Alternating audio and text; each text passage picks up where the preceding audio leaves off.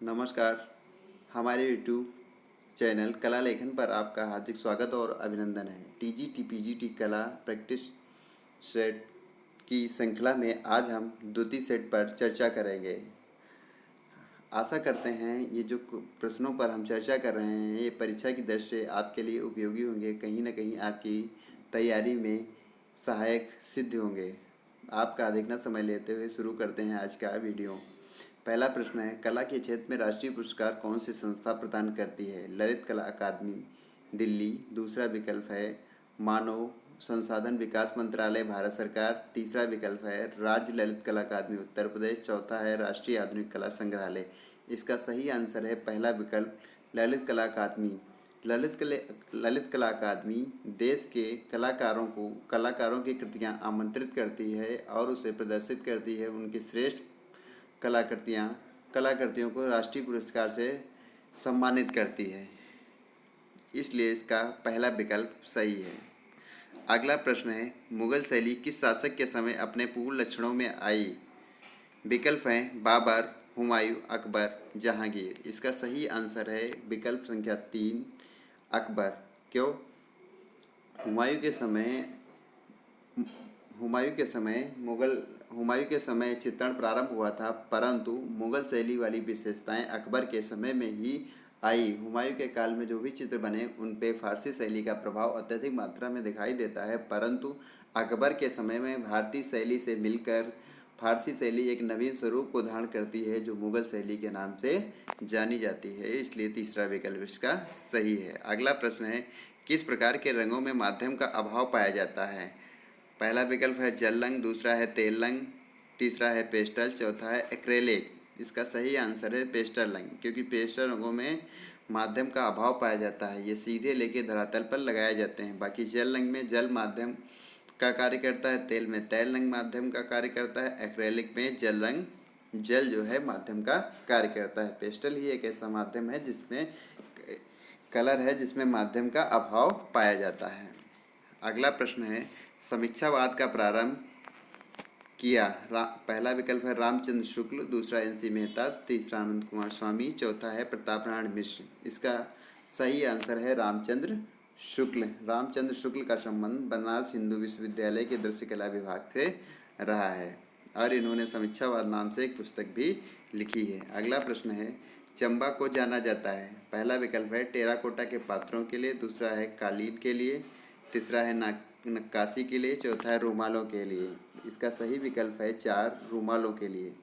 चंबा में रूमालों पर चित्रण किया जाता था जो काफ़ी प्रसिद्ध हुए और एक समय ऐसा आया जब चंबा को रूमालों के लिए ही विशेष रूप से जाना जाने लगा, इसलिए इसका विकल्प चौथा सही है। अगला है 7 नंबर प्रश्न, किशनगढ़ शैली का प्रमुख चित्रकार है?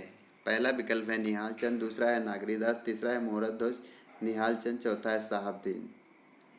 इसका विकल्प तीसरा सही है मुहूर्त ध्वज निहाल चंद। यहाँ पर समझने वाली बात, निहाल चंद पहले में दिया है, दूसरे में निहाल चंद मुहूर्त ध्वज दिया है, तो ये क्योंकि इसका निहाल चंद का पूरा नाम मुहूर्त ध्वज निहाल चंद था, इसीलिए तीसरा विकल्प इसका सही है। अगला प्रश्न है, प्रभाववाद का जनक है? एडवर्ड मोने, क्लॉड मोने, एडवर्ड माने, क्लॉड माने। तो इसका सही आंसर है विकल्प संख्या 2 क्लॉड मोने। क्लॉड मोने की कलाकृति सूर्योदय का प्रभाव के आधार पर ही प्रभाववाद का नामकरण हुआ था। अगला प्रश्न है, नेपाल के वार मेमोरियल में राम किंकर बैस के साथ किस कलाकार ने कार्य किया?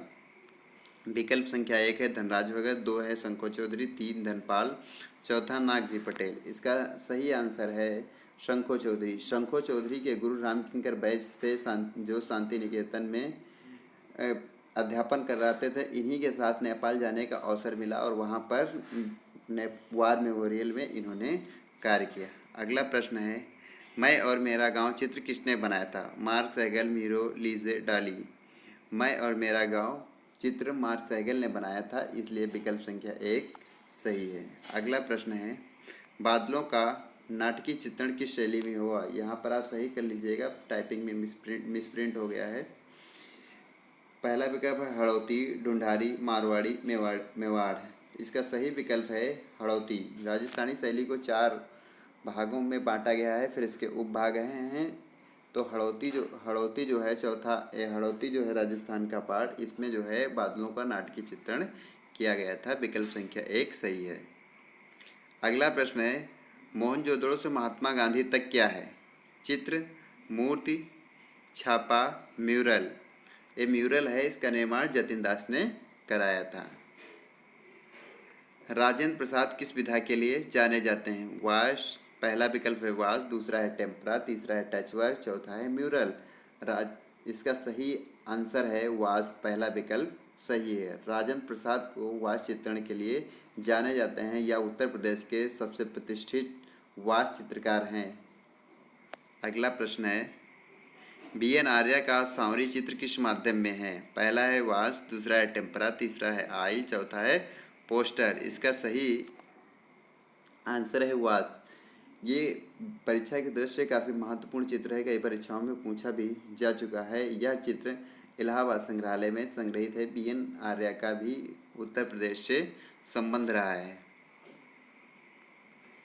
15 अगला प्रश्न है, अपने मूर्त शिल्प को प्रभावी बनाने के लिए किस कलाकार ने आदिवासी कला से प्रेरणा ली? यहाँ मूल गया, इसको मूर्त पढ़िएगा, अपनी प्रिंट हुई है। अपने मूर्त शिल्प को प्रभावी बनाने के लिए किस कलाकार ने आदिवासी कला से प्रेरणा ली है? इसका सही आंसर है मीरा मुखर्जी। मीरा मुखर्जी ने जो है आदिवासी कलाकारों से प्रेरणा ली थी। आशा है आपको वीडियो अच्छा लगा होगा, तो लाइक और सब्सक्राइब शेयर अवश्य करें। धन्यवाद।